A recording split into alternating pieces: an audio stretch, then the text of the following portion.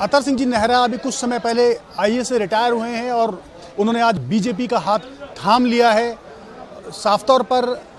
जो प्रशासनिक अधिकारी हैं वो अब पार्टियों का रुख करने और राजस्थान में बीजेपी ने कहीं ना कहीं आईएएस अधिकारियों पर भी दांव खेलने का काम शुरू किया है, क्योंकि बस्सी से उन्होंने मीणा जी को टिकट दिया है। आप मेहरा जी, अतर सिंह जी, आपका व्यापक अनुभव रहा है प्रशासनिक स्तर पर, बीजेपी में किन उम्मीदों के साथ आप जुड़ रहे हैं? नहीं, ऐसा है कि मैंने 30/9 को अभी संभागीय आयुक्त जयपुर के पद से वीआरएस लिया था, स्वैच्छिक सेवानिवृत्ति ली है। मैं आदरणीय घनश्याम जी तिवारी जी का बहुत इज्जत करता हूँ। उन्होंने ही मुझे कहा कि आपने कोरोना के दौरान जिस प्रकार लोगों की सेवा की जयपुर ज़िले में, आपका जो व्यवहार है, लोगों को, गरीब से गरीब आदमी को आप कुर्सी पर बैठा के ऑफिस में पानी पिला के उनका काम करते हो, एक भी पेंडिंग नहीं रहते हो, आप जैसा ईमानदार और स्वच्छ छवि के व्यक्ति को सेवा में आना चाहिए। तो मैंने उस पर काफ़ी विचार विमर्श किया। 3-4 महीने विचार विमर्श करने के बाद में मुझे लगा कि चूँकि अब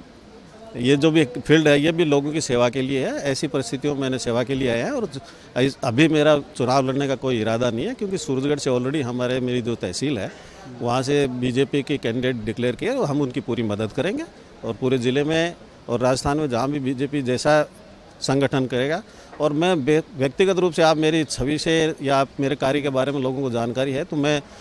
आदरणीय प्रधानमंत्री जी का मैं इस बात के कायल हूँ कि वो इतना क्विक निर्णय जो लेते हैं, जैसे मेरी शैली रही है एकदम स्पष्ट और जल्दी निर्णय लेने में, तो मैंने उन्हीं के मार्गदर्शन में, उन्हीं के अपने आप को आइडियल समझते हुए इस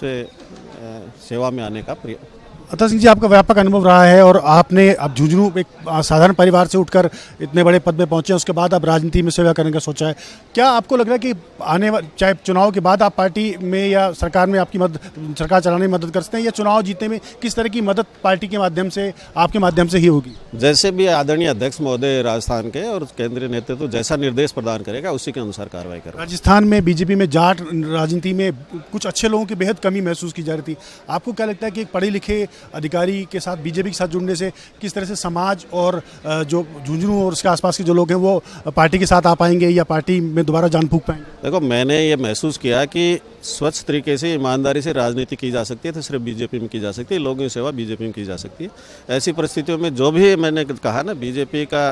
केंद्रीय नेतृत्व, राजस्थान का नेतृत्व, आदरणीय अध्यक्ष महोदय, अन्य जो भी है, मेरे को जो भी निर्देश प्रदान करेंगे उसके अनुसार कार्रवाई करेंगे, उनकी सेवा करेंगे लोगों की, और इसके अलावा मेरी और कोई कामना नहीं है। अतर सिंह जी नेहरा, बड़ा नाम, बीजेपी में आज शामिल हो गए हैं और उम्मीद कर रहे हैं कि आने वाले चुनाव में न केवल जाट चेहरे के तौर पर, एक साफ जाट चेहरे के तौर पर बीजेपी इनकी फ़ायदा उठा पाएगी, बल्कि सरकार अगर बीजेपी की आती है तो कहीं ना कहीं उनके प्रशासनिक जो क्षमताएँ हैं उसका भी लाभ उनको बीजेपी को मिल पाएगा। कैमरन कमलेश भाटी के साथ देविंद्र सिंह, भारत एक्सप्रेस, जयपुर।